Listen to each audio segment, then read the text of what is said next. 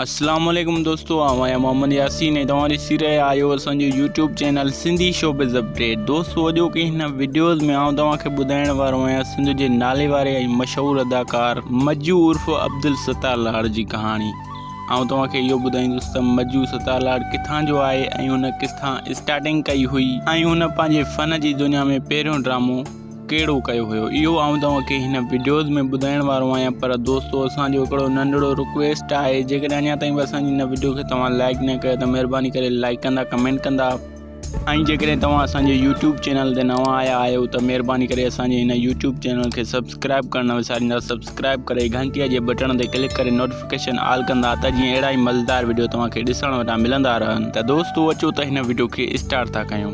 दोस्तों मज्जू सत्तार लाड़ लाड़काणे शहर सां तालुक़ु रखे थो ऐं हिन पंहिंजे फ़न जी दुनिया में जेको पहिरियों ड्रामो कयो हुयो उन ड्रामे जो नालो हुयो पत्थर दुनिया ऐं उन पत्थर दुनिया ड्रामे में मज्जू जो नालो हुयो मज्जू।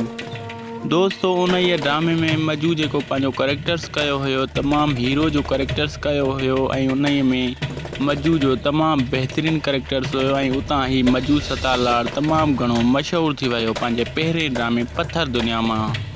दोस्तों उन ई ड्रामे मां मज्जू सत्तार लाड़ तमामु घणो मशहूरु थी वियो ऐं आसमान जी बुलंदियुनि सां छुहण लॻो। ऐं इन खां अलावा मज्जू सत्तार लाड़ जेको ॿियो ड्रामो कयो हुयो उन जो नालो पंहिंजा परवा हुयो, जंहिंमें हिन जो नालो अनवर हुयो। उन ई ड्रामे में मज्जू सैयद निसार शाह ऐं आज़म मेंगल जो भाउ हुयो।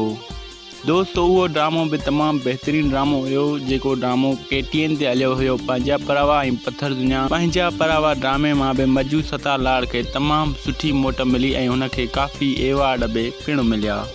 दोस्तों इन खां अलावा मज्जू सत्तार लाड़ ॿिया काफ़ी ड्रामा कया, जीअं त कारे सिज में जेको मज्जू जो करेक्टर्स हुयो उहो हुयो शफ़न जो करेक्टर, शफ़न शेर आहे। तमामु बहितरीनु सत्तार लाड़ साहब जो उन ई ड्रामे में कारे सिज में करेक्टर्स हुयो। ऐं इन खां अलावा ॿिया काफ़ी ड्रामा कंडन जी सेज, काफ़ी सोप सीरियल मज्जू सत्तार लाड़ धरती TV ते कया आहिनि ऐं सिंधु TV ते कया आहिनि। ऐं इन खां अलावा बेहद मज्जू सत्तार लाड़ साहब टेली फिल्मुनि में बि कमु कयो आहे।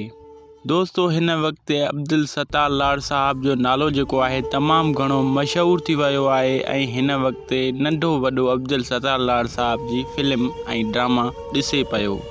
दोस्तों अॼोकी वीडियो जेकॾहिं तव्हांखे असांजी पसंदि अचे त असांजी हिन वीडियो खे लाइक कंदा, कमेंट्स कंदा ऐं सब्सक्राइब करण न विसारींदा। असांजे हिन चैनल सिंधी शोबिज़ अपडेट खे सब्सक्राइब करे घंटीअ जे बटन ते क्लिक करे नोटिफिकेशन ऑल कंदा त जीअं अहिड़ा ई मज़ेदार वीडियो तव्हांखे ॾिसण वटां मिलंदा रहनि। दोस्तों वरी मिलंदासीं नेक्स्ट वीडियो में। अल्लाह हाफ़िज़।